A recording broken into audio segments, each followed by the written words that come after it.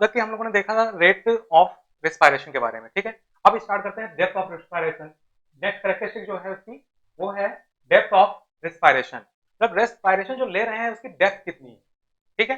तो डेप्थ होता क्या, पहले ये देखें। Normal average man rest inspire and exhale about 500 ml of air in each respiration, मतलब ईच रेस्पिरेशन के अंदर जो पर्सन होता है वो 500 ml एयर जो है वो इंस्पायर करता है एंड इनहेल करता है, एक्सहेल एंड इनहेल करता है, ठीक है। तो ये होता है, लेकिन जब तो इसमें दो कंडीशन बनती हैं, अगर ये ज्यादा हो जाए तो क्या बोलेंगे और कम हो जाए तो उसे क्या बोलेंगे। तो when the 500 ml of air passes in and out of the lung respiration is said deep.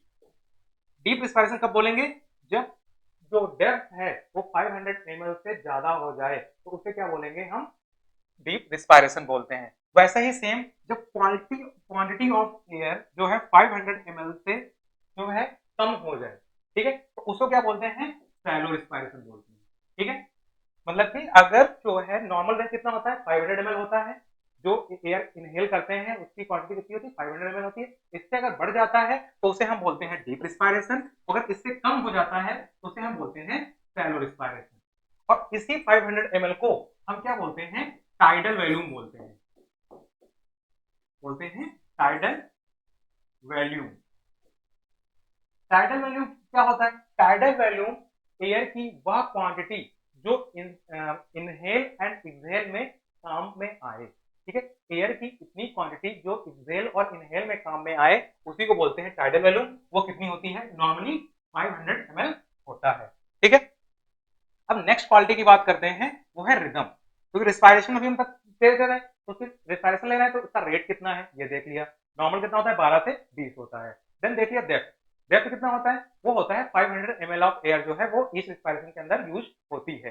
Then अब आते हैं रिदम, कि वो रिदमिक है या नहीं है। तो rhythm is a normal respiration, rhythm is a normal, मतलब जो रिस्पायरेशन का रिदम होता है नॉर्मली क्या होता है, एकदम बिल्कुल नॉर्मल होता है कि हाँ 12 to 12 जो है वो एक रेगुलर इंटरवल में जो है आएंगे। तो 12 रिस्पायरेशन या 12 से 20 रिस्पायरेशन जो नॉर्मली एडल्ट पर्सन लेते हैं वो क्या होगा, एक नॉर्मल रिदम में होगा, उनके बीच में इंटरवल जो होगा रिस्पायरेशन में वो क्या होगा, एक इक्वल होगा, ठीक है। अब नेक्स्ट है रिस्पायरेटरी साइकिल। रिस्पायरेटरी साइकिल जो होती है या रिस्पायरेटरी साइकिल के जो एलिमेंट होते हैं वो कौन कौन से हैं। तो रिस्पायरेटरी साइकिल के एलिमेंट जो हैं वो दो होते हैं, एक होता है इंस्पायरेशन जिसे बोलते हैं, दूसरा होता है एक्सपायरेशन, ठीक है। तो इंस्पायरेशन मतलब क्या होता है, यहां पर जो एयर जो है इनहेल करते हैं उसी को बोलते हैं इंस्पायरेशन, मतलब अंदर की तरफ जो है एयर को लेना, ठीक है, उसे बोलते हैं इंस्पायरेशन। एक्सपायरेशन क्या होता है, एयर को बाहर निकालना, ठीक है। तो अब जब एयर को अंदर लेने हैं तो उसे क्या बोलते हैं, डायाफ्राम कॉन्ट्रैक्ट। उस टाइम पे डायाफ्राम जो है कॉन्ट्रैक्ट में होते हैं and ribs move upward, ribs का जो मूवमेंट होता है वो अपवर्ड होता है एंड डायाफ्राम जो होते हैं वो कॉन्ट्रैक्ट हो जाते हैं। और कितना होता है, जो रिब्स अपवर्ड होता है 1 to 2.5 सेंटीमीटर जो है वो जो है रिब्स जो है ऊपर की साइड में मूव करती है। Outward the sternum move to outward, ठीक है। जो स्टर्नम होता है वो क्या करता है, वो आउटर वर्ड मूव करता है, ठीक है। तो इंस्पायरेशन के अंदर क्या चलता है, जब हम अंदर की सांस लेते हैं तो उस टाइम में क्या करता है, डायफ्राम जो होता है वो कॉन्ट्रैक्ट होता है, मतलब वो कॉन्ट्रैक्ट होता है, रिब्स जो है ऊपर की साइड मूव होती है और स्टर्नम ये जो बोन होती है, स्टर्नम बोन होती है, ये क्या होती है, ये आउटर साइड की ओर मूव करती है। तो इसे बोलते हैं इंस्पायरेशन। अब एक्सपायरेशन में क्या होता है, एक्सपायरेशन में क्या होता है, डायफ्राम जो है वो रिलैक्स हो जाता है, डायफ्राम जो है बिल्कुल रिलैक्स हो गया, रिब्स का मूवमेंट जो है वो डाउनवर्ड हो गया, रिब्स का मूवमेंट डाउनवर्ड हो गया एंड स्टर्नम जो है वो इनवर्ड की तरफ मूव कर जाती है, ठीक है। जैसे इंस्पायर लेते हैं, इंस्पायर के, ठीक है, इस टाइम क्या हुआ, रिब्स जो डायफ्राम है वो कॉन्ट्रैक्ट हो गया, रिब्स जो है वो ऊपर साइड मूव हो गई, स्टर्नम जो है वो अब आउटर साइड निकल आया। फिर एक्सपायरेशन जब छोड़ा तो डायफ्राम क्या हुआ, रिलैक्स हो गया, रिब्स जो है डाउनवर्ड मूव कर गई एंड स्टर्नम जो है वो क्या हो गया, इनवर्ड के साइड में मूव कर गया। तो ये है एलिमेंट किसके, रिस्पायरेशन के। रेस्पिरेशन साइकिल जो होती है उसके जो हो गए एलिमेंट दो होते हैं, इंस्पायरेशन एंड एक्सपायरेशन। नेक्स्ट जो है स्टेटस रेस्पिरेशन। स्टेटस रेस्पिरेशन क्या होता है? स्टेटस रेस्पिरेशन जो होता है नॉइजी ब्रीदिंग, इसको क्या बोलते हैं हम? नॉइजी ब्रीदिंग बोलते हैं। ये पता होना चाहिए, noisy breathing is made by air passing through the secretion. ऐसा जो लंग्स का साउंड जो क्या है, किसी तरह के सिक्रीशन लंग्स के अंदर प्रेजेंट हो, उन सिक्रीशन के साथ एयर जब पास करती है, उन सिक्रीशन के थ्रू जब एयर जो पास करती है तो जैसी आवाज आती है उसी को बोलते हैं स्टेटस रेस्पिरेशन। ठीक है, नोज कैसी होगी? किसी सिक्रीशन से, जैसे कोई कहीं पर सिक्रीशन इकट्ठा हो रखे हैं, वहां से एयर जो है पास हो रही है, तो उस टाइम पे जो साउंड आती है उसी को बोलते हैं स्टेटस रेस्पिरेशन। ये मोस्टली किसमें देखा है? एक्यूट अल्कोहलिज्म के केस में ये सिचुएशन जो है, ये रेस्पिरेशन आपको देखने को मिलता है। ये इंपॉर्टेंट है कि पता होना चाहिए एक्यूट अल्कोहलिज्म का केस अगर आता है तो उसके अंदर रेस्पिरेशन कैसा देखने को मिल जाता है, तो वो पता होना चाहिए, स्टेटस रेस्पिरेशन होता है। अब नेक्स्ट रेस्पिरेशन की बात आते हैं, वो है बायोट रेस्पिरेशन। बायोट रेस्पिरेशन क्या होता है? Irregular period of apnoea, irregular periods of apnea alternating with the period in which 4 to 5 breaths identical depth are taken। ठीक है, इसके अंदर क्या होगा? irregular periods of apnea होगा जो कि अल्टर्ड करेंगे क्या? 4 to 5 ब्रीथ के आइडेंटिकल डेप्थ में। ठीक है, मतलब इसमें बस बायोट के अंदर एक ही याद रखो, इसमें क्या होता है? इरेगुलर पीरियड्स ऑफ एपनिया देखने को मिलता है। मतलब एक रेगुलरिटी के अंदर एपनिया नहीं देखने को मिलेगा, अचानक से सांस से बहुत ज्यादा लेगा, फिर क्या होगा? एकदम से शांत हो जाएगा, फिर रेस्पिरेशन स्टार्ट हो जाता है। तो ये मोस्टली कितने पर रिपीट होता है? 4 to 5 ब्रीथ पे। ठीक है, which the period of 4 to 5 breath के अंदर ये जो है देखने को मिलता है। अब ये किसके किसके कौन कौन से केस के अंदर देखने को मिलता है? इसका एग्जांपल है आईसीपी। जब इंट्राक्रेनियल प्रेशर बढ़ जाए तो उसके अंदर आपको देखने को मिलेगा। देन फेलियर ऑफ एमओ, ठीक है, उसके अंदर देखने को मिलेगा। तो ये जो कंडीशंस है, इन कंडीशंस के अंदर आपको बायोट रेस्पिरेशन देखने को मिलेगा। बायोट रेस्पिरेशन के अंदर क्या होता है? इरेगुलर इंटरवल में एपनिया होना। एपनिया का मतलब होता है अब्सेंस हो जाना, रेस्पिरेशन साइकिल का अब्सेंस हो जाना, उसे बोलते हैं एपनिया। ठीक है, तो ये कब रिपीट होगा? हर 4 to 5 ब्रीथ के अंदर ये जो है रिपीट होगा। ये कौन कौन से केस के अंदर देखने को मिलता है? Increase ICP. इंपॉर्टेंट है, मार्क करके रख लेना कि इंक्रीज आईसीपी में कैसा रेस्पिरेशन देखने को मिलता है, तो पता होना चाहिए बायोट रेस्पिरेशन देखने को मिलता है। ठीक है, अब नेक्स्ट है नेजल फ्लैरिंग। नेजल फ्लैरिंग क्या होता है? नेजल फ्लैरिंग एक ऐसी कंडीशन है जिसके अंदर क्या होता है, जो म्यूकस मेम्ब्रेन होती है, ठीक है, म्यूकस मेम्ब्रेन जो नोज की म्यूकस मेम्ब्रेन होती है, वहां पर स्वेलिंग आ जाती है। नेजल फ्लैरिंग क्या होता है? एक ऐसी कंडीशन है जहां पर क्या है, स्वेलिंग आ जाएगी। कहां पर? Mucous membrane of the nose. जो नोज की म्यूकस मेम्ब्रेन है उसके अंदर जो है स्वेलिंग आ जाएगी। स्वेलिंग की वजह से क्या होगा? जो है सांस लेने में प्रॉब्लम होगी। नेजल जो है, जो नॉस्ट्रिल्स हैं, वो क्या होंगे? उनमें एक इलेक्ट्रिक डायमीटर देखने को मिलेगा, कंजेशन देखने को मिलेगा। तो कौन कौन से केस में होता है? Cold, influenza and infection. कोई भी अपर रेस्पिरेटरी ट्रैक का इन्फेक्शन है तो उसके अंदर ये केस देखने को मिलता है। नेजल फ्लैरिंग मतलब कि नाको जो नॉस्ट्रिल्स होते हैं उनका फूल जाना। ठीक है, तो ये कैसे होगा? कोल्ड, नॉर्मली कोल्ड नहीं होता है, कोल्ड में क्या होता है? नेजल कंजेशन होता है, उस टाइम पे हमें ये प्रॉब्लम देखने को मिलती है। नेजल फ्लैरिंग क्या है? कुछ नहीं है, म्यूकस मेम्ब्रेन जो है नोज की फूल जाए या स्वेलिंग कर जाए उसके अंदर, तो उसके अंदर ये कंडीशन देखने को मिलती है। कंडीशन कौन कौन सी है? जैसे एग्जांपल है cold, influenza and infection. Then dyspnoea, next condition आती है डिसएपनिया। डिसएपनिया मतलब क्या होता है? डिस मतलब डिफिकल्टी, एपनिया मतलब सांस लेने में। ठीक है, तो डिसएपनिया का मतलब होता है डिफिकल्टी ऑन लेबर्ड ब्रीथिंग। मतलब ब्रीथिंग लेने में, सांस लेने में क्या है? प्रॉब्लम आए, क्या हो? डिफिकल्टी हो जाए या फिर लेबर्ड ब्रीथिंग, यहाँ पर ताकत लगने, अलग से एक फोर्स लगाना पड़े, उसे बोलते हैं हम लेबर्ड। तो यहाँ पर इसे क्या बोलेंगे? डिसएपनिया को बोलेंगे difficulty on laboured breathing. Then hypoxia, hypoxia या एनॉक्सिया, इन दोनों नाम से पता होना चाहिए। ये इंपॉर्टेंट क्वेश्चन है, यहाँ से कई बार क्वेश्चन पूछा गया। हाइपोक्सिया होता क्या है? तो lack of oxygen in a tissue, ये इंपॉर्टेंट, इसे मार्क कर लेना। ये क्या है? ऑक्सीजन जो है टिश्यूज के अंदर क्या हो? ऑक्सीजन की कमी हो जाए, उसे क्या बोलेंगे? हाइपोक्सिया बोलेंगे। टिश्यू के अंदर कमी हो तो हाइपोक्सिया। ऐसे हाइपोक्सीमिया, हाइपोक्सीमिया के अंदर क्या होगा? ऑक्सीजन की जो कमी होगी वो कहां पर होगी? ब्लड में होगी। अगर ब्लड में ऑक्सीजन की कमी हो जाती है तो उसे क्या बोलते हैं, हाइपोक्सिया बोलते हैं। क्वेश्चन पहली बार पूछा गया था कि ब्लड के अंदर ऑक्सीजन की कमी को क्या कहते हैं, तो उसे क्या कहते हैं, हाइपोक्सीमिया। ये दोनों जो है इंपॉर्टेंट है, स्टार मार्क कर लो इन दोनों को, हाइपोक्सिया एंड हाइपोक्सीमिया, ये दोनों पता होने चाहिए। ब्लड के अंदर ऑक्सीजन की अगर कमी हो रही है तो उसे बोलेंगे हाइपोक्सीमिया, और टिश्यूज के अंदर कमी हो रही है तो उसे बोलेंगे हाइपोक्सिया। देन एस्फैक्सिया। एस्फैक्सिया क्या होता है, स्टेट ऑफ सफोकेशन। जो सफोकेशन की स्टेट होती है जहां पर हम प्रॉपर तरीके से सांस नहीं ले पाते हैं या हेजिटेशन होता है सांस लेने में, उसे बोलते हैं एस्फैक्सिया। तो स्टेट ऑफ सफोकेशन उसको हम क्या बोलते हैं, एस्फैक्सिया बोलते हैं। ठीक है, देन नेक्स्ट अल्टरेशन की बात करते हैं। ये सब अल्टरेशन चल रहे हैं रिस्पायरेशन के, ठीक है। जो रिस्पायरेशन होता है उसमें जो अल्टरेशन आता है, उसके रिदम में जो अल्टरेशन आता है, उसके लिए जो प्रॉब्लम होती है उन प्रॉब्लम्स की बात कर रहे थे। अब नेक्स्ट प्रॉब्लम जो है वो है panic stroke respiration. Panic stroke respiration जो होता है, ये जैसे सेम बायोट्स पढ़ाया था वैसे ही होता है, लेकिन यहाँ पर क्या होगा, ये रिदमिक होगा। उसके अंदर मैंने बताया था आपको इन रिदमिक, बायोट्स रिस्पायरेशन के अंदर बताया था वो इन रिदमिक होता है, या एक इरेगुलर इंटरवल के बाद क्या होता है, वहां पर एपनिया कंडीशन आ जाती है। तो इसके अंदर क्या होता है, rhythmic with period of apnoea, एक रिदम में होगा और कुछ पीरियड बाद वहां पर क्या होगा, एपनिया की कंडीशन देखने को मिलेगी। मोस्टली कितने टाइम के बाद देखने को मिलती है, 30 सेकेंड टू 22 मिनट। जो एपनिया का टाइम है वो कितना हो सकता है, 30 मिनट से लेकर के 2 मिनट तक हो सकता है। ये इंडिकेट क्या करता है, मतलब किस किस कंडीशन में देखने मिल जा सकता है, ये मेटाबॉलिक डिस्टर्बेंसेस, कोई भी मेटाबॉलिक डिस्टर्बेंसेस हो या डिस्फंक्शन हुआ हो तो उसके अंदर ये प्रॉब्लम आपको देखने को मिलेगी।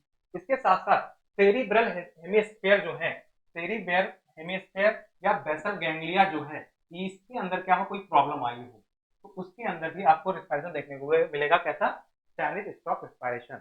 इसके अंदर अगर चेक करें तो ऐसा आता है, जैसे धीरे धीरे रिस्पायरेशन होता रहेगा, एकदम से ये पीक पे जाएगा, फिर एकदम से डाउन हो जाएगा, ऐसे फिर मतलब ऐसे जो है इसके अंदर रिस्पायरेशन आपको देखने को मिलेगा। फिर एपनिया की साइकिल कंडीशन आ जाती है। तो यहाँ पर रिस्पायरेशन जो है नॉर्मल है, देन रिदम से बढ़ रहा है, रिदम से बढ़ रहा है, रिदम से डाउन होकर के खत्म हो गया, तो थोड़ी देर के लिए सिचुएशन हो गया, रुक गया, जो रिस्पायरेशन है वो रुक गया। कितने टाइम रुकेगा, 30 सेकंड से लेकर के 2 मिनट तक ये रुकता है।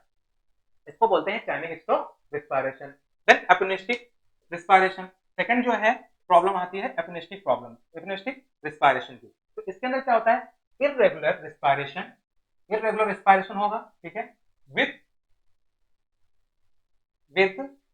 Pause at end of inspiration and expiration. ठीक है, जो इंस्पायरेशन और एक्सपायरेशन है उसके बाद में क्या होगा, वो पॉज लेगा। ठीक है, जैसे इनहेल किया और एक्सहेल किया, उसका थोड़ी देर पॉज लेगा, देन फिर से इनहेल करेगा। ठीक है, तो ये जो है ये डिस्टर्बेंस दिखाता है dysfunction of the middle and pons. जो पोन्स होते हैं बॉडी ब्रेन का पार्ट है, जो क्या करता है, ब्रीथिंग कंट्रोल करने का काम करता है, उसकी डिस्फंक्शन की वजह से ये कंडीशन जो है देखने को मिल सकती है। कौन सी, एपिनेस्टिक रिस्पायरेशन। एपिनेस्टिक रिस्पायरेशन में क्या होता है, ये इरेगुलर पीरियड के अकॉर्डिंग क्या होगा, इसके अंदर जैसे सांस लिया उसने, इंस्पायर किया, एक्सहेल किया, ठीक है, इसका क्या होगा, थोड़ी देर पॉज लेगा, पॉज लेने के बाद फिर से वो इंस्पायर करेगा। ठीक है, तो इंस्पायरेशन एंड एक्सपायरेशन के बीच में वो पॉज लेगा, एक छोटा सा ब्रेक लेगा, इसके बाद फिर से करेगा। और ये किसके अंदर डिस्फंक्शन दिखाता है, ब्रेन में, मिड ब्रेन का डिस्फंक्शन हो गया हो या जो पोन्स हैं उनके अंदर कोई डिस्टर्बेंस हो गया हो, तो इसकी वजह से ये कंडीशन आपको देखने को मिलेगी। देन आते हैं नेक्स्ट प्रॉब्लम के ऊपर, अटैक्सिक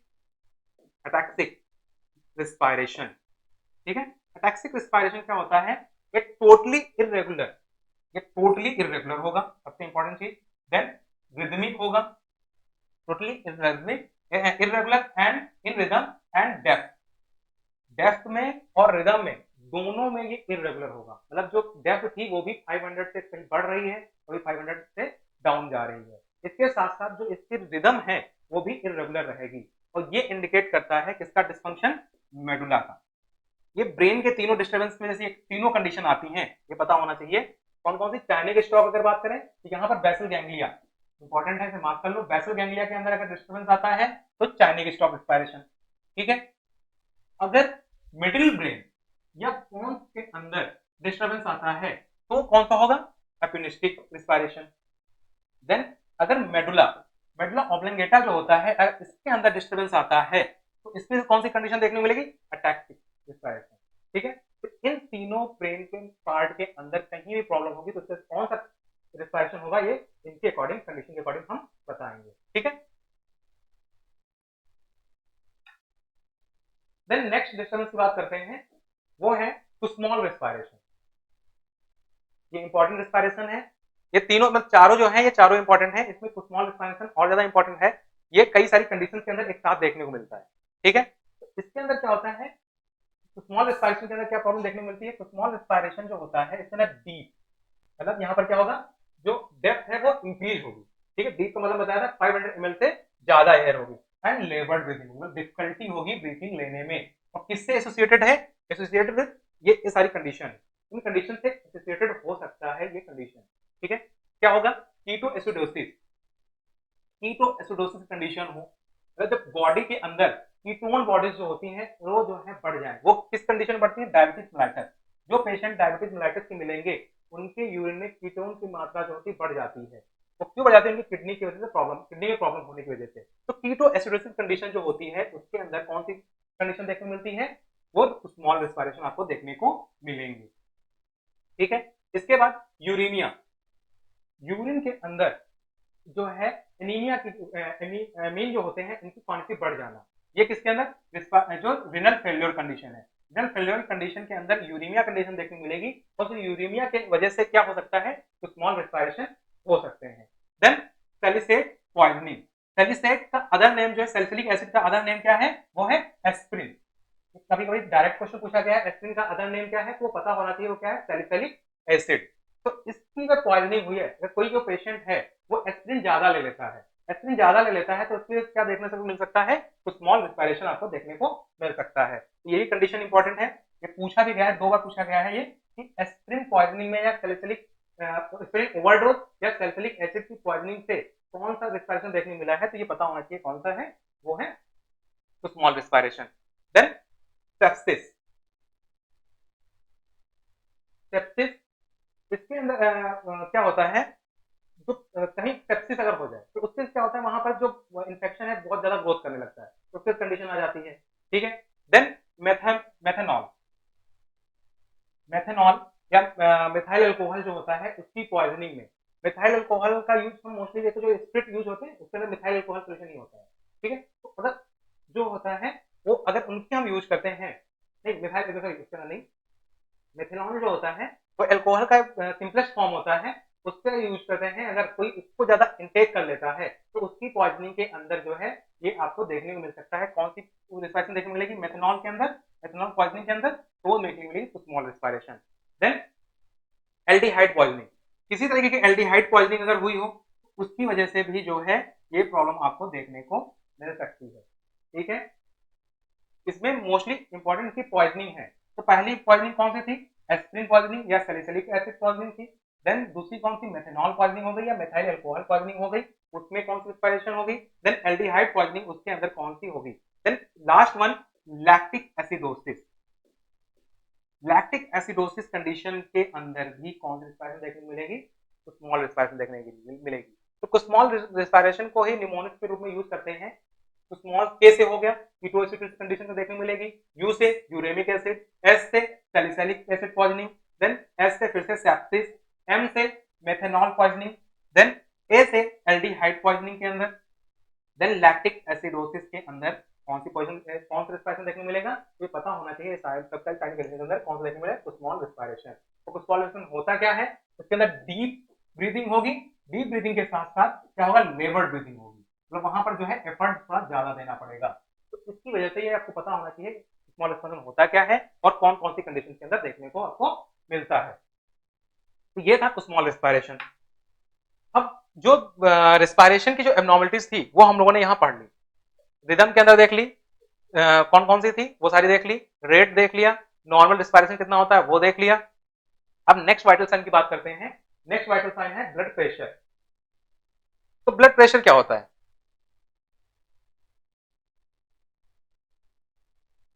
ब्लड प्रेशर, हाँ, तो अब बात करते हैं ब्लड प्रेशर की। तो ब्लड प्रेशर क्या होता है, एक तरीके का जो आर्टरी द्वारा आर्टरी की जो आर्टरी जो है, ब्लड वेसल्स जो हैं, उनके जो वॉल है, उस वॉल पे ब्लड के द्वारा लगाया जाने वाला प्रेशर जो होता है उसी को बोलते हैं ब्लड प्रेशर। ठीक है, तो ये क्या है? It is the force exerted by, force जो है वो exerted by blood against wall of blood vessel. जो वॉल ऑफ ब्लड वेसल्स है उसके अगेंस्ट में जो लगता है, जो फोर्स लगता है, उसी को क्या बोलते हैं हम? ब्लड प्रेशर बोलते हैं। ठीक है, और major force of the blood arteries, कौन सी ब्लड वेसल्स होंगी? ये जो है आर्टरीज होंगी, जितनी भी आर्टरीज है उनके अंदर ब्लड का प्रेशर कितना है, इसको मेजर जो करते हैं उसी को बोलते हैं ब्लड प्रेशर। अब जो आर्टरीज आपको पता है, आर्टरीज के अंदर ब्लड फ्लो होता है वो किसके थ्रू होता है? लेफ्ट वेंट्रिकल के थ्रू। ठीक है, हार्ट के 4 चैम्बर होते हैं, हार्ट के जो 4 चैम्बर में तो लेफ्ट वेंट्रिकल होता है, उसके कॉन्ट्रैक्शन एंड रिलैक्सेशन की वजह से ब्लड फ्लो होता है आर्टरीज के अंदर। तो वो कितनी फोर्स से फ्लो हो रहा है उसी को हम बोलते हैं ब्लड प्रेशर। अब इसके अंदर दो चीजें आती हैं, एक सिस्टोलिक आता है एंड सेकेंड वन डायस्टोलिक आता है। सिस्टोलिक मतलब होता है सिकुड़ना या फिर कॉन्स्ट्रक्शन होना। ठीक है, और डायस्टोलिक मतलब होता है उसको डायलेट करना या फिर रिलैक्स होना। तो सिस्टोलिक जो बीपी है, इसके बीपी ब्लड प्रेशर जो होता है, सिस्टोलिक मतलब जब हार्ट का लेफ्ट वेंट्रिकल जो है वो क्या है? सिकुड़ रहा हो या कॉन्स्ट्रिक्शन हो रहा हो, उस टाइम पे जो प्रेशर मेजर होता है ब्लड आर्टरीज के अंदर, उसे बोलते हैं सिस्टोलिक ब्लड प्रेशर। तो देखो, top number of the BP reading major pressure in artery when heart rate beating. जब हार्ट रेट जो है बीट करता है उस टाइम पे जो आर्टरी के अंदर प्रेशर को मेजर करते हैं उसी को हम बोलते हैं सिस्टोलिक बीपी। ठीक है, देन डायस्टोलिक बीपी कौन सा होता है? ये बॉटम वाला होता है। Bottom number of BP reading major pressure when heart is rest. जब हार्ट जो है रेस्ट कर रहा हो या डायलेट हो रहा हो उस टाइम पर जो प्रेशर हम आर्टरी के अंदर मेजर करते हैं उसको बोलते हैं डायस्टोलिक बीपी। ठीक है, तो नॉर्मल बीपी कितना होता है? 180 by 80 mm of Hg, 120 by 80 mm of Hg। तो इसमें से 120 जो है, ये 120 जो है ये क्या है? ये है सिस्टोलिक बीपी। ठीक है, और जो 80 mm ऑफ Hg है वो क्या है? ये है डायस्टोलिक बीपी। तो सिस्टोलिक का मतलब क्या है? यहाँ पर जो हार्ट है जो है वो कॉन्स्ट्रिक्ट हो रहा हो या कॉन्स्ट्रक्शन उसके अंदर हो रहा हो उस टाइम पे जो है आएगा, वो बोलेंगे सिस्टोलिक बीपी। एंड डायस्टोलिक यहाँ पर क्या होगा? हार्ट जो है वो रिलैक्स हो रहा होगा। ठीक है, अब slightly difference in a BP 5 to 10 mm of Hg, slightly difference in a BP 5 to 10 mm Hg between right and left arm is a normal। अगर किसी पेशेंट के राइट आर्म से जो है हम बीपी चेक करते हैं और लेफ्ट आर्म से भी बीपी चेक करते हैं और उसमें जो है 5 से 10 mmHg का अगर डिफरेंस देखने को मिलता है तो ये क्या होता है? नॉर्मल है, इससे कोई परेशानी की कोई बात नहीं। ठीक है, ये कुछ क्वालिटीज थी किसकी? ब्लड प्रेशर की। अब बात करते हैं नेक्स्ट, पल्स प्रेशर। ठीक है, तो अभी हम लोगों ने एक चीज देखी, ब्लड प्रेशर होता क्या है? ब्लड प्रेशर जो है एक तरह का प्रेशर होता है जो वॉल पे लगता है, वो देख लिया। देन इसके बाद दो तरह के प्रेशर देखने को मिलते हैं, systolic blood pressure and diastolic blood pressure. तो सिस्टोलिक कब होता है? जब हार्ट कॉन्स्ट्रक्शन होता है, और डायस्टोलिक कब होता है? जो हार्ट रेस्ट कर रहा होता है उस टाइम का प्रेशर। ठीक है, तो अब पल्स प्रेशर जो होता है, पल्स प्रेशर जो होता है वो डिफरेंस होता है किसके बीच में? सिस्टोलिक एंड डायस्टोलिक प्रेशर के बीच। तो pulse pressure is a difference between diastolic and systolic pressure. जो डायस्टोलिक एंड सिस्टोलिक प्रेशर है, इन दोनों के बीच में जो डिफरेंस होता है उसी को बोलते हैं हम पल्स प्रेशर। ठीक है, अब पल्स प्रेशर निकालने का फॉर्मूला क्या है? सिस्टोलिक बीपी यहाँ पे माइनस डायस्टोलिक बीपी। ठीक है, तो सिस्टोलिक बीपी अभी हमने कितना देखा था? नॉर्मल कितना होता है? 120, और माइनस कर डायस्टोलिक की बात करें वो कितना होता है? 80 mm Hg। तो कितना निकल के आएगा? 40। तो 40 mm ऑफ Hg जो होता है ये क्या होता है? हमारा नॉर्मल पल्स प्रेशर होता है। नॉर्मल अगर पल्स प्रेशर की बात करें वो कितना होता है? 40 mm of Hg। Pulse pressure मैंने बताया होता क्या है? Systolic BP minus diastolic BP के बाद जो कंडीशन जो बचता है उसी को बोलते हैं हम क्या? Pulse pressure. तो नॉर्मल कितना होता है? 40। वही देखो लिख रखा है 120 माइनस 80 mmHg, और then normal blood pulse pressure is about 40 mmHg। ठीक है, but can be high as 100 mmHg during exercise. Exercise के टाइम पर ये जो है 100 ऑफ एचजी तक ये राइज कर सकता है। ये होता है कि ये नॉर्मल रहेगा, कोई दिक्कत नहीं है। अगर एक्सरसाइज करके आते हैं तो उस टाइम हमारा ब्लड प्रेशर क्या होता है, बढ़ जाता है। मैंने बताया भी था पल्स में भी कि जो हम रनिंग करके आते हैं उस टाइम पे पल्स जो है बढ़ जाती है, उस टाइम उसमें कौन सी बाउंडिंग पल्स देखने को मिलती है। तो ये सब क्या है उसके अंदर देखने को मिलेगा। तो एक्सरसाइज जब करते हैं तो उस टाइम पर क्या है, पल्स प्रेशर जो है वो बढ़ भी सकता है। कितना बढ़ सकता है, वो 100 mmHg तक जो है बढ़ सकता है। तो ये क्या है, एक नॉर्मल कंडीशन है, इसमें कोई जो है डिस्टर्बेंस वाली बात नहीं है। लेकिन हाँ, पेशेंट अगर रेस्ट में है तो उस टाइम पर अगर इतना जो है ब्लड जो पल्स प्रेशर अगर बढ़ के पहुंच रहा है, ये क्या है, ये एक नॉर्मल कंडीशन है। ठीक है, देन बात करते हैं इंपॉर्टेंट एस्पेक्ट ऑफ बीपी। जब बीपी रीड करते हैं तो उस टाइम पे उसके कुछ इंपॉर्टेंट एस्पेक्ट हैं। कौन कौन से हैं? सबसे इंपॉर्टेंट चीज ये है कि जो बीपी मेजर करते हैं उस मेजर करने वाले इंस्ट्रूमेंट का नाम क्या है। तो इसको मेजर करने वाले इंस्ट्रूमेंट का नाम क्या है, स्फेग्नोमैनोमीटर। ठीक है, स्फेग्नोमैनोमीटर जो होता है उसकी हम क्या करते हैं, एक ऐसा इंस्ट्रूमेंट है जिससे क्या है बीपी को हम चेक करते हैं। ये क्वेश्चन कई बार पूछा गया है, इसे पता होना चाहिए। बीपी चेक करने वाले इंस्ट्रूमेंट का नाम क्या है, तो उसका नाम है स्फेग्नोमैनोमीटर या बीपी ऑपरेटर। ठीक है, लेकिन ये नेम जो है ये पता होना चाहिए, स्फेग्नोमैनोमीटर क्या होता है जिससे हम बीपी को चेक करते हैं या मेजर करते हैं। देन इसको इन्वेंटेड किसने किया था, तो इसको इन्वेंटेड किया था Samuel Siegfried Karl Ritter. Karl Ritter जो है मोस्टली ऑप्शन के अंदर आपको मिलेगा, तो ये नाम जो है पता होना चाहिए, नाम ये पूरा है। इन्होंने क्या था, इन्होंने स्फेग्नोमैनोमीटर को जो है उसकी खोज की थी। इन्होंने कब किया था, 1881 में, 1881 के अंदर इन्होंने इस इंस्ट्रूमेंट की खोज की थी। स्पेक्ट्रोमीटर होता क्या है, एक ऐसा इंस्ट्रूमेंट है जिसकी वजह से क्या करते हैं, हम बीपी को चेक करते हैं। और इसकी खोज किसने की थी, सैमुअल कार्ल राइटर। इन्होंने क्या था, इसकी खोज की थी, कब की थी, 1881 में की थी। ठीक है, ये मालूम चल गया। अब नेक्स्ट है,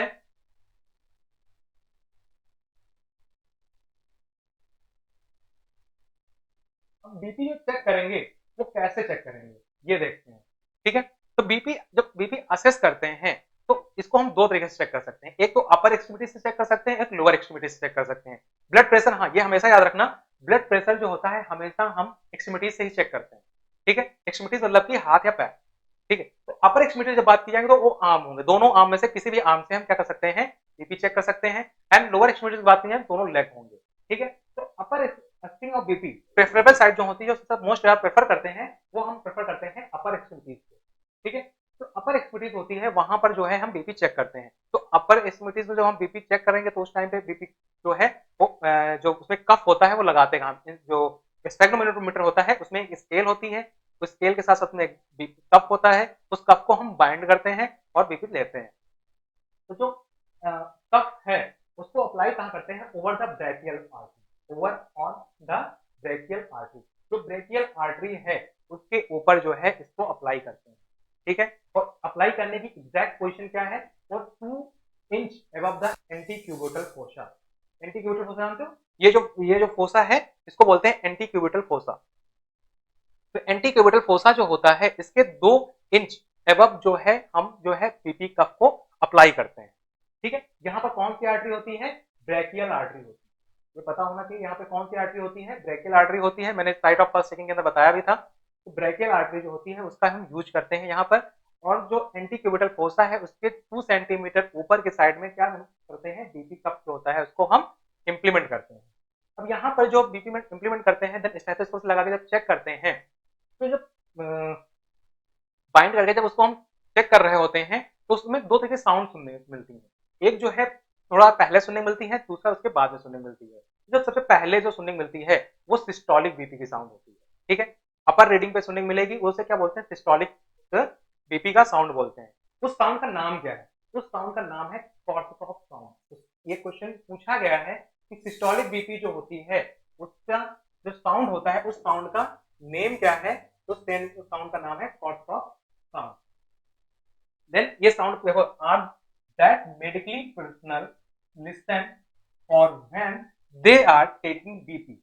जब बीपी चेक करते हैं उस टाइम पे जो पहली साउंड हमें सुनने को मिलती है, फर्स्ट साउंड जो सुनने को मिलती है उसको बोलते हैं कॉर्टिकॉप साउंड।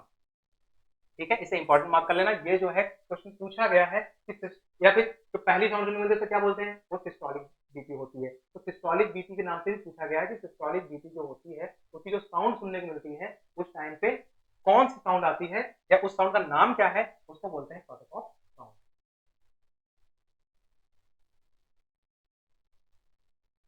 अब ये क्या था, ये अपर एक्सट्रीमिटीज से हम बीपी ले रहे थे उसके बारे में था कि अपर ब्रैकियल आर्टरी का यूज करेंगे, इंटीक्यूबिटल फोसा के 2 सेंटीमीटर ऊपर जो है कफ का हमें क्या करते हैं, लगाते हैं, कफ जो है इंप्लीमेंट करते हैं, वो उसको हम यूज करते हैं। साउंड कौन सुनने को मिलती है, कॉर्टिकॉप साउंड सुनने को मिलती है। अब अगर हम बीपी जो है लोअर एक्सट्रीमिटीज से चेक करें, ठीक है, जो बीपी को हम है लोअर एक्सट्रीमिटीज या बोले पैर से चेक करें तो उसमें कैसे करेंगे, तो ये है BP testing from the lower extremities. जब बीपी को जो है हम लोअर एक्सट्रीमिटीज से चेक करेंगे तो ये पता होना चाहिए कैसे करेंगे। ठीक है, तो apply cuff above the knee और पॉप्लिटियल फोसा। तो पॉप्लिटियल फोसा है या फिर जो एबव द नी बोल दो या पॉप्लिटियल फोसा,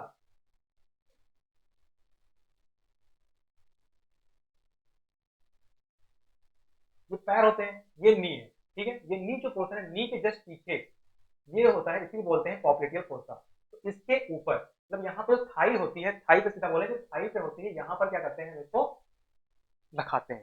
ठीक है, तो कफ जो होता है इसको कहाँ लगाते हैं, तो थाई पे लगाते हैं या फिर पॉप्लिटियल फोसा के जस्ट ऊपर। तो नी के जस्ट पीछे जो फोसा होता है उसी को बोलते हैं पॉप्लिटियल फोसा, और उसी पे हम उसके जस्ट ऊपर जो है इस कफ को जो है इम्प्लीमेंट करते हैं।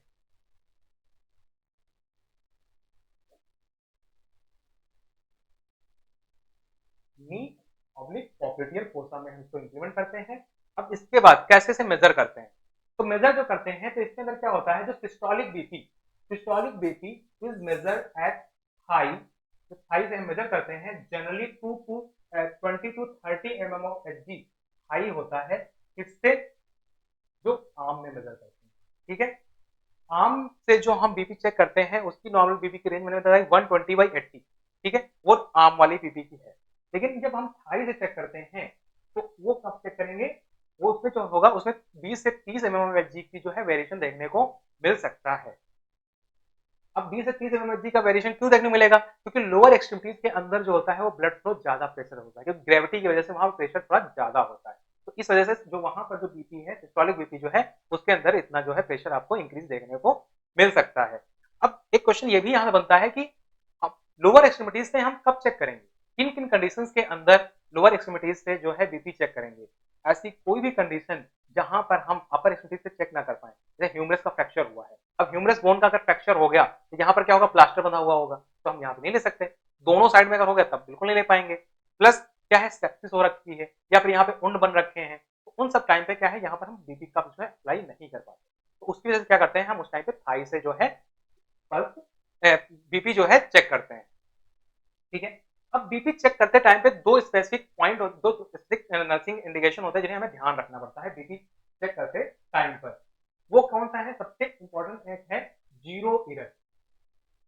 ठीक है, जीरो एरर मतलब to be accurate mercury column should be have no zero error. किसी भी तरीके का उसके अंदर जीरो एरर नहीं होना चाहिए। Mercury column should B rest at zero before pressure is applied.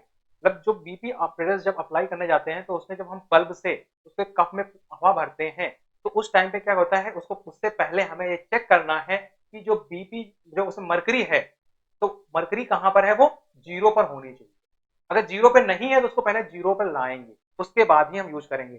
तो ये हमेशा याद होना चाहिए, बीपी लेने से सबसे पहला नर्सिंग इंटरवेंशन क्या होता है अगर पूछा जाए तो उससे बीपी लेने से पहले हमें यह देखना होता है कि स्टैग्नोमेनोमीटर के अंदर किसी भी तरीका एरर नहीं होना चाहिए या फिर जीरो एरर होना चाहिए, नो जीरो एरर। ठीक है, इसके बाद अब जो कफ है उस कफ का साइज जो होता है वो एडल्ट, बच्चों और जो एडोलसेंस होते हैं उन सबके अंदर अलग अलग होता है। ठीक है, अगर उस कफ के साइज में अगर वेरिएशन होता है तो बीपी जो है वो फ्लक्चुएट कर सकता है। ठीक है, तो उसके बारे में क्या देखना, पहले ये देखना है कि उसका जो कफ का साइज है वो उस पेशेंट के अकॉर्डिंग अप्रोप्रिएट है या नहीं है। अगर नहीं होता है तो क्या क्या वेरिएशन आएगा, देखो अगर कफ नैरो है, ठीक है, स्मॉल है, नैरो और स्मॉल है तो रीडिंग विल बी हाई, जो रीडिंग है वो ज्यादा होगी। मतलब जो कफ है, कफ का साइज क्या हो, कम हो, छोटा हो, तो उस टाइम पे क्या होगा, जो रीडिंग है वो क्या होगी, हाई आएगी। ठीक है, इसी के जस्ट अपोजिट होता है जब क्या हो, वो लार्ज हो और डायलेटेड हो, तो उस टाइम पे क्या होता है, बीपी जो है वो हमेशा कम आती है। तो ये क्वेश्चन पूछा गया है, इसे इंपॉर्टेंट मार्क करके रख लो। ये क्वेश्चन बीपी कब जो है अगर बहुत बड़ा है, लार्ज है या नैरो है, उस टाइम पे कैसी रीडिंग आएगी, तो ये पता होना चाहिए। नैरो अगर है या स्मॉल है तो उस टाइम पे रीडिंग जो होगी वो हाई होगी। रीडिंग क्या होगी, हाई होगी या फाल्सली एलिवेटेड होगी। हाई होगी या एलिवेटेड बोल दोगे, ये दोनों एक ही चीज है। तो ऐसा आपको देखने को मिलेगा, इसको इंपॉर्टेंट मार्क करके रख लो। ये जो है यह क्वेश्चन पूछा गया है। अब नेक्स्ट है बीपी कप जो है अगर वाइड है, मतलब उसका डायमीटर जो है वो ज्यादा है। तो डायमीटर अगर उसका, जो कप का जो डायमीटर है वो वाइड है या फिर क्या है, लार्ज है। मैंने बताया ना, वाइड है या फिर ये क्या है, लार्ज, तो उस टाइम पे जो रीडिंग है वो लो होगी। इन दोनों से क्वेश्चन पूछा जाता है, बीपी के अंदर से पता होना चाहिए। एक तो इसकी साउंड पूछी जाती है, कौन सी साउंड सुनने मिलती है, उसके साथ साथ रीडिंग जो होती है वो कैसे फ्लक्चुएट करती है। तो जब भी नैरो की बात आएगी तो वहां पर भी रीडिंग क्या होगी, वहां पर रीडिंग हाई होगी। और वाइड की अगर बात आएगी या लार्ज की बात आएगी तो वहां पर बीपी क्या होगी, बीपी जो रीडिंग होगी वो लो देखने को आपको मिलेगा। ठीक है, then hand above level of the heart. अगर हैंड की जो पोजीशन है, अगर नॉर्मल पोजीशन की बात करें, जब बीपी लेते टाइम पे जो हैंड है उसकी पोजीशन क्या होनी चाहिए, तो at the level of heart. ठीक है, इससे पहले देख लो, normal position, normal position of arm क्या होते हैं, at the level of heart, heart के लेवल पे रहता है। ठीक है, ये नॉर्मल पोजीशन है। नॉर्मल पोजीशन के बाद अगर वो हार्ट का लेवल अगर हम क्या कर दें, ऊपर कर दें, ठीक है, लेवल अगर हार्ट से ऊपर रहे हैंड का, या फिर हैंड का लेवल जो है हार्ट से नीचे रहे, तो उस टाइम पे क्या वेरिएशन देखने मिलेगा, तो हैंड अबव द, अबव मतलब उसके ऊपर है, हार्ट के लेवल से ऊपर है, तो उस टाइम पे बीपी क्या होगी, लो होगी। ठीक है, और अगर वो हार्ट का लेवल, हैंड का जो लेवल है वो नीचे है, हार्ट के लेवल से नीचे है, तो उस टाइम पर क्या होगा, बीपी हाई देखने को मिलेगा। क्यों, क्योंकि इस टाइम पे ग्रेविटी काम कर रही है। ठीक है, तो ब्लड फ्लो ज्यादा होगा। और जब एबव कर लेते हैं तो वहां पर क्या होगा, ग्रेविटी काम करती है तो वहां ब्लड फ्लो कम होता है, इस वजह से वहां पर कम लगता है। तो ये सारे इंपॉर्टेंट पॉइंट है, यहाँ से बीपी से इन चारों से क्वेश्चन बनते हैं। बहुत ही ज्यादा इंपॉर्टेंट पॉइंट है, कफ का साइज मैटर करता है, और लेवल ऑफ हार्ट जो होता है, जब आर का जो लेवल होता है हार्ट से, वो भी मैटर करता है। इनसे क्वेश्चन कई बार पूछा गया है। बीपी चेंज ड्यूरिंग डे, पूरे दिन के दौरान बीपी जो है वो फ्लक्चुएट करता रहता है। मॉर्निंग में जब जगेंगे तो उस टाइम पे बीपी क्या होगा, कम होगा, और थ्रू आउट द डे जो है बीपी बढ़ता रहता है। सुबह दोपहर में जब जैसे जैसे दोपहर के साइड बढ़ेंगे, बीपी जो है बढ़ता रहेगा। दोपहर के बाद जैसे जैसे फिर इवनिंग के साइड में बढ़ेंगे, बीपी क्या होगा, धीरे धीरे डाउन होता चला जाता है। ठीक है, it is the lowest as you sleep and rise. जब आप सो के सोने जाते हो और जब सो के जगते हो तो क्या होता है, बीपी हमारा जो है वो लोएस्ट पॉइंट होता है। ठीक है, देन जब आप एक्साइटेड होते हो, नर्वस होते हो और एक्टिव होते हो, इन सब कंडीशन में क्या होता है, बीपी जो है राइज करता है। ठीक है, इट कैन राइज, राइज कर सकता है कब, व्हेन यू आर एक्सरसाइज, जब एक्सरसाइज की हो आप तब, नर्वस हो तब, और जब एक्टिव होगे, कोई काम कर रहे होगे, तो इस टाइम पर क्या होगा, बीपी जो है वो बढ़ा हुआ होगा। ठीक है, इसके साथ साथ ये आफ्टरनून, जैसे ही दोपहर के साइड बढ़ते जाओगे उस टाइम पे क्या होगा, एक दिमाग में प्रेशर बढ़ता रहता है, तो उसकी वजह से क्या होता है, उस टाइम पर भी बीपी जो है वो बढ़ता रहता है। Then BP instrument in the level of the eye distance is P6। ये एक बार डिस्टेंस पूछा गया है कि आई से जो स्फेग्नोमेनोमीटर होता है उसकी डिस्टेंस कितनी होनी चाहिए, वो डिस्टेंस कितनी होनी चाहिए, 3 फीट होनी चाहिए। ठीक है, ये भी इंपॉर्टेंट मार्क कर लो। ये कैसे जो है वो कितनी डिस्टेंस से स्पेग्नोमेनोमीटर रखते हैं, तो स्पेग्नोमेनोमीटर जो है आई से डिस्टेंस कितनी बना के रखते हैं, 3 फीट की बना के रखते हैं। ठीक है, ये पता होना चाहिए कि 3 फीट से डिस्टेंस की जो है वो होती है। तो ये थे बीपी के अंदर से कुछ फ्लक्चुएशन, कब कब कैसे कैसे बीपी जो है वो फ्लक्चुएट करती है। ठीक है, तो आपको सबसे इंपॉर्टेंट जो ध्यान रखना है वो याद रखना है, बीपी कफ का साइज जो है मैटर करेगा। अगर नैरो होगा तो बीपी कैसी होगी, वाइड होगा तो बीपी कैसी होगी, और हार्ट का जो हैंड का जो लेवल है या आर्म का जो लेवल है हार्ट से कितना कैसे होता है, तो उसके दौरान बीपी कैसे करती है। अगर लो है तो एबव है तो बीपी कैसे फ्लक्चुएट करेगी, ये आपके लिए इंपॉर्टेंट है। और दूसरा जो है वो स्पेग्नोमेनोमीटर से आई से डिस्टेंस कितना होना चाहिए, वो 3 फीट होना चाहिए। ठीक है, अब नेक्स्ट देख लेते हैं। ये तो हम लोगों ने देख लिया कि बीपी का जो कफ का जो डायमीटर है वो क्या है, वो वेरी करता रहता है बच्चों के मतलब कि सब एज के अकॉर्डिंग। तो कितने एज में कितना कितना होता है ये देख लेते हैं। इसमें हाँ एक और इंपॉर्टेंट चीज है कि जो कितना एयर जो है हम डिफ्लेट करते हैं, जैसे जब एयर पुश करते हैं तो कफ के अंदर एयर भर जाती है, फिर धीरे धीरे से हम डिफ्लेट करते हैं ना, पहले सिस्टोलिक सुनेंगे देन डायस्टोलिक सुनेंगे। तो कितना डिफ्लेट करते हैं वो जो उसका रेशियो होता है 2 mm of Hg in a second. एक सेकंड के अंदर 2 mm ऑफ Hg की स्पीड से हमें डिफ्लेट करना चाहिए। जो बैलून हमने फुलाया है, जो कप मैंने फुलाया है, उसमें जो है 2 mm ऑफ Hg पर सेकंड के हिसाब से उसे डिफ्लेट करना चाहिए। देन अब कफ का साइज देख लेते हैं। तो कफ का जो साइज है वो उसकी लेंथ एंड विड्थ, ये कफ है जिसे एक कफ हम यूज करते हैं, जो इसकी लेंथ कितनी है, ये इसका होगा लेंथ। ठीक है, तो ये जो होगी इसकी विड्थ होगी। ये विड्थ और लेंथ दोनों जो है इसकी वैरी करते हैं। ठीक है, तो न्यूबॉर्न की जो विड्थ होती है वो होती है 3 सेंटीमीटर, और जो इसकी लेंथ होती है वो 6 सेंटीमीटर होती है। अगर इससे हम बड़ा यूज करेंगे तो उस टाइम पे क्या होगा, बीपी उसका बच्चे का कम देखने को मिलेगा। इसी वजह से इनकी जो लेंथ और विड्थ है वो पता होना चाहिए, और इनसे क्वेश्चन बनता है। क्वेश्चन ये एडल्ट का साइज बहुत बार पूछा गया है, तो पता होना चाहिए कितनी कितना इसका होता है। ठीक है, तो इनफैंट अब जैसे न्यूबॉर्न हमने बात की, कितना 3 सेंटीमीटर जो होती है इसकी विड्थ होती है, एंड 6 सेंटीमीटर जो होता है इसका लेंथ होता है। ऐसे ही सेम इन्फेंट के अंदर क्या होता है, 5 सेंटीमीटर जो होती है इसका विड्थ होता है, एंड ब्लैडर पे जो उसका जो लेंथ होता है वो कितना होता है, वो 15 होता है। देन एडल्ट की बात करें तो एडल्ट के अंदर कितना होता है, 13 होता है। ठीक, और जो लेंथ की बात करें वो कितना होता है, 30 होता है। Width 13 centimetre and length 30 centimetre. ये साइज जो है इंपॉर्टेंट है, इससे इसका मार्क कर लो, इसके अंदर ये पूछा जाता है। अब जो बीपी हमने चेक तो कर लिया, बीपी मेजर कर लिया, उसका साइज देख लिए, बीपी कैसे फ्लक्चुएट होती है ये देख लिया।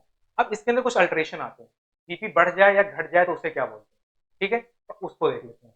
तो बीपी जब इंक्रीज हो जाए कितना, 140/90 mm ऑफ Hg, या इससे ज्यादा हो जाए, मतलब बीपी जो है, ब्लड प्रेशर जो है वो 140/90 mm ऑफ Hg से ज्यादा हो जाए, उसे क्या बोलेंगे, हाइपरटेंशन बोलेंगे।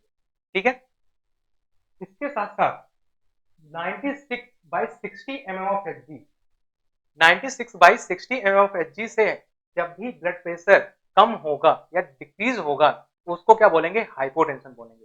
हाइपर मतलब बढ़ जाना, टेंशन मतलब ब्लड प्रेशर। तो हाइपरटेंशन मतलब क्या है, ब्लड प्रेशर का बढ़ जाना, कितना, 140/90 mm ऑफ Hg से बढ़ जाना, उसे बोलेंगे हाइपरटेंशन। हाइपोटेंशन मतलब क्या है, कम, हाइपो मतलब कम, टेंशन मतलब प्रेशर। तो हाइपोटेंशन का मतलब क्या है, 96/60 mm ऑफ Hg से अगर ब्लड प्रेशर कम हो रहा है तो उसे क्या बोलेंगे, हम हाइपोटेंशन बोलेंगे। ये वेरिएशन है किसके, ब्लड प्रेशर के। ठीक है, अब यहाँ पर जो है हमारा जो टॉपिक था वाइटल साइन, वो टॉपिक जो है कवर हो गया। उसके अंदर हम लोग देखा टेम्परेचर देख लिया, पल्स देख लिया, रिस्पायरेशन देख लिया, एंड ब्लड प्रेशर देख लिया। एंड फिफ्थ वाइटल साइन जो होता है पेन, पेन के बारे में हम लोग बाद में डिस्कस कर लेंगे। पेन क्या होता है, पेन रेटिंग स्केल्स क्या होती है, कौन कौन से स्केल उसके अंदर हम यूज करते हैं। देन SpO2, जब से कोविड आया तब से मैंने बताया था SpO2 जो है और ऐड किया गया है, तो उसके बारे में भी हम बाद में डिस्कस कर लेंगे। अब जो है यहाँ पर हमारा वाइटल साइन खत्म हुआ। Thank you class.